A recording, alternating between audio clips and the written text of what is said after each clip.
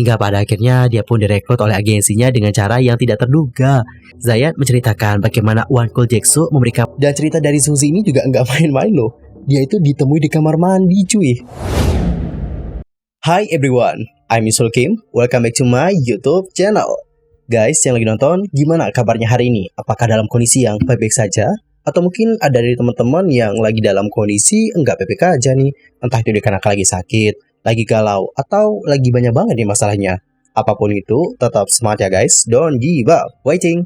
Yorobun, di video kali ini kita bakal bahas tentang 5 idol K-pop yang direkrut dengan cara yang unik. Wah, uniknya tuh kayak gimana sih? Jadi gini guys, maksudnya untuk mengejar impian menjadi seorang idol K-pop, ada banyak cara nih yang dilakukan oleh para idol. Mulai dari mengikuti audisi di berbagai agensi, kemudian mengikuti program survival, dan masih banyak lagi. Namun kalian tahu gak sih, ada beberapa idol yang direkrut dengan cara yang unik. Ada yang di DM di Instagram, ditemui di jalan, sampai ada juga yang ditemui di kamar mandi. Waduh, ini ceritanya kayak gimana sih? Yuk mari kita kulik bareng-bareng. Dimulai dari cerita di balik perekrutan Kazuha. Siapa Kazuha? Kazuha ini merupakan member LE SSERAFIM ya guys. Let me tell you about LE SSERAFIM. Jujur kalau dengar Kazuha, aku langsung keinget bagiannya itu. Bagiannya itu kayak bener-bener ikonik banget sih. Dan susah buat dilupain. Nah guys, untuk informasi ya, sebelum debut bersama dengan LE SSERAFIM, Kazuha tuh dulunya adalah seorang penari balet yang sudah terlatih dan memantapkan namanya di dunia tari dengan memenangkan kompetisi internasional. Wah, gak main-main cuy. Dan menariknya nih, Kazuha itu lagi belajar di Belanda ketika CEO HYBE terbang ke negara tersebut. Dia pun lantas diajak nih untuk bergabung dengan agensi mereka. Pada awalnya dia itu ragu apakah akan menekuni balet atau mengikuti kecintaannya nih pada industri musik K-pop. Ketika dia akhirnya memutuskan untuk terjun ke dunia K-pop, Kazuha pun mengirim video audisi online di tengah pandemi. Dia lantas diterima dan debut hanya berlatih selama 6 bulan bersama dengan member lainnya untuk persiapan debut. Dapat digarisbawahi untuk persiapan debut. Oke, dia berlatih untuk persiapan debut guys. Kazuha sendiri tak memiliki riwayat training dan Yorobun karirnya sebelum bersama dengan LE SSERAFIM itu menjadi salah satu faktor mengapa Kazuha tidak menjalani masa training. Bahkan itu seperti menjadi sejarah baru yang diciptakan oleh agensinya yaitu HYBE. Hanya dengan membuktikan pengalaman karir Kazuha selama bertahun-tahun, HYBE dengan mantap memasukkannya sebagai line up debut tanpa harus mengikuti masa training. Sebagai seorang balerina, Kazuha lebih dahulu menjalani masa pelatihan yang cukup lama di Belanda.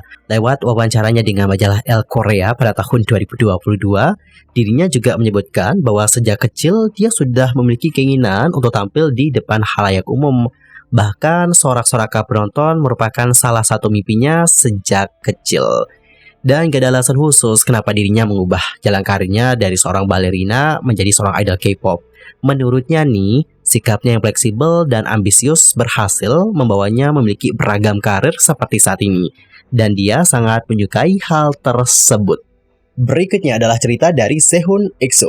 Dan Yorobun, kisah dari Sehun ini mungkin menjadi salah satu kisah yang paling populer di kalangan penggemar K-pop, terutama buat para penggemar K-pop generasi ketiga. Hal itu diceritakan oleh Sehun dalam salah satu program yang berjudul Happy Together pada tahun 2018 yang lalu. Dan kala itu dia hadir di program tersebut bersama dengan rekannya di EXO, yakni Baekhyun. Jujur ya guys, gue tuh nggak tahu arah kameranya mana nih. Oh ini kayaknya ya depan, harus fokus depan. Jadi gue agak kurang fokus nih, kameranya mana sih? Soalnya ya aku tuh udah nggak rekam lagi pakai kamera gitu. Aku rekam pakai HP guys. Karena lebih fleksibel juga pakai HP. Makanya aku pakai HP.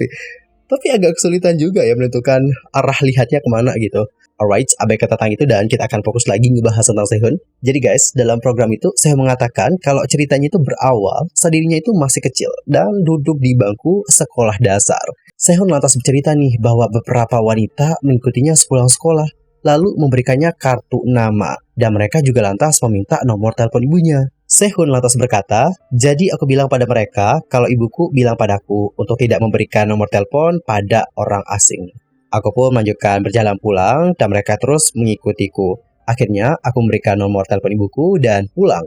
Setelah itu mereka menghubungi ibuku dan aku masuk SM Entertainment. Wow, kayaknya waktu itu wanita-wanita yang ngelihat Sehun ini terpana gitu ya kan dengan visualnya Sehun. Karena Yorobun denger ya sebelum debut bersama dengan EXO, Sehun itu juga dikenal sebagai seorang uzang. Meskipun sempat kabur dari staf agensi SM Entertainment yang akan menawarinya casting, namun Sehun akhirnya berhasil menjadi seorang trainee nih guys. Kurang lebih dia itu menjalani masa trainee selama 4 tahun sebelum debut. Di tahun 2012, Sehun debut bersama dengan EXO dengan album pertama yang bertajuk Mama. Sementara pada saat debut, Sehun itu masuk dalam subunit EXO K bersama dengan Suho, Baekhyun, Chanyeol, Dio, dan Kai. Di EXO sendiri, dia itu punya posisi sebagai lead dancer, rapper, subvokalis, visual, dan juga magni. Dan tidak hanya berkarir di dunia musik saja loh guys, namun Sehun juga sudah terjun nih ke dunia acting. Lanjut ke idol yang ketiga adalah Zayan Zodiac. Zayan adalah idol K-pop asal Indonesia yang berhasil debut sebagai salah satu member Zodiac. Sebelum memulai debutnya di Zodiac, dia kerap kali mengikuti audisi ajang pencarian bakat di Indonesia. Hingga pada akhirnya dia pun direkrut oleh agensinya dengan cara yang tidak terduga. Zayan menceritakan bagaimana Wonku Jaeksu memberikan penawaran untuk debut melalui DM di Instagram. Zayan sendiri sebelumnya memang dikenal aktif mengunggah konten, mengcover lagu, dan juga mengcover dance-dance K-pop. Adapun pengalaman unik ini dia ceritakan dalam wawancara KBS World Indonesia. Kurang lebih seperti inilah bagaimana statement dari Zayan pada kala itu. Sebenarnya aku nggak ikut audisi. Jadi waktu itu aku pernah ngepost video freestyle aku pakai lagu Z. Terus salah satu trainee dari company kita itu ngeliat video audisi aku. Terus disampaikan ke pihak company aku. Di situ mereka tertarik dan mereka langsung nge-scout aku buat, kamu mau nggak latihan di sini buat siapin grup bareng kita? Jadi teman-teman, itulah awal mula kenapa Zayan akhirnya bisa bergabung bersama dengan Zodiac. Namun teman-teman, perlu kalian ketahui juga bahwa perjuangan Zayan untuk dapat debut menjadi seorang idol K-pop itu benar-benar tidak mudah. Seperti yang sudah kita bahas di video-video sebelumnya, Zayan pernah mengikuti program survival di Indonesia. Tidak hanya satu nih guys, tapi beberapa program survival. Namun sayang tidak membuahkan hasil. Kemudian, berdasarkan statement dari sahabatnya Zayan seperti Kak Alfiandi, Zayan juga trainee di Korea. Bahkan nih ada juga rumor yang mengatakan bahwa dirinya hampir debut dalam sebuah boy group. Dan sepertinya rezekinya Zayan emang di Zodiac. Dan Yeruban kita akan lanjut ke idol yang keempat. Ini idol dari generasi kedua, membernya Miss A. Dia adalah Suzy. Dan cerita dari Suzy ini juga nggak main-main loh. Dia itu ditemui di kamar mandi cuy. Waduh, ceritanya kayak gimana sih? Yuk mari kita kulik bareng-bareng. Suzy merupakan seorang aktris sekaligus idol. Ia dulunya adalah member dari girl group JYP Entertainment yang debut di generasi kedua, yaitu Miss A. FYI, Miss A ini debut tahun 2010 dengan 4 orang member, yakni Faye, Min, Suzy, dan Chia. Suzy sendiri menjadi magnet di grup tersebut. Miss A memulai debutnya pada tahun 2010 dengan hit Bad Girl Good Girl, yang mana grup ini lantas mencapai prestasi luar biasa dengan memenangkan Song of the Year atau Daesang dan penghargaan sebagai artis wanita pendatang baru terbaik di tahun yang sama di acara Mnet Asian Music Awards. Berbicara mengenai bagaimana dirinya direkrut oleh JYP, ternyata semuanya itu berawal dari ketidaksengajaan di saat dirinya tengah berniat untuk mengikuti audisi Superstar K. Dirinya yang saat itu sedang berada di kamar mandi tiba-tiba didatangi oleh salah seorang staf JYP Entertainment yang kemudian tertarik pada Suzy dan menyuruhnya untuk masuk ke JYP Entertainment. Ia pun melakukan audisi dadakan di depan staf tersebut saat itu juga dan menyanyikan sedikit lagu dari Yona yang berjudul Love. Definisi Reski itu nggak kemana-mana. Tadinya mau ikut audisi di sini, malah diajakin sama yang lain. Amazing banget. Adapun untuk Suzy, selain menjadi idol nih, dia juga terjun ke dunia acting. Serial drama yang pertama kali dibintanginya yaitu Dream High Season 1. Dan usai penampilannya dalam drama tersebut, Suzy lantas kerap membintangi banyak drama dan bahkan menjadi pemeran utama. Salah satunya adalah Go Family Book, hingga yang terbaru adalah Duna. By the way, untuk informasi tambahan, Miss A udah bubar ya guys. Miss A itu bubar pada tahun 2017. Dan untuk Suzy juga udah nggak di JYP Entertainment lagi sekarang. Dia itu meninggalkan agensi usai kontraknya berakhir pada tanggal 31 Maret tahun 2018. Dan Yorobun, sampailah kita kepada idol yang kelima. Ia adalah Karina aespa. Sebelum bergabung dengan aespa nih, sama kayak Sehun, Karina juga dulu dikenal sebagai seorang ozang. Selain itu, sebelum join SM Entertainment, dia dulu cukup aktif guys di sosial media. Dan pada suatu ketika nih, ada seorang casting director yang nge-DM dia.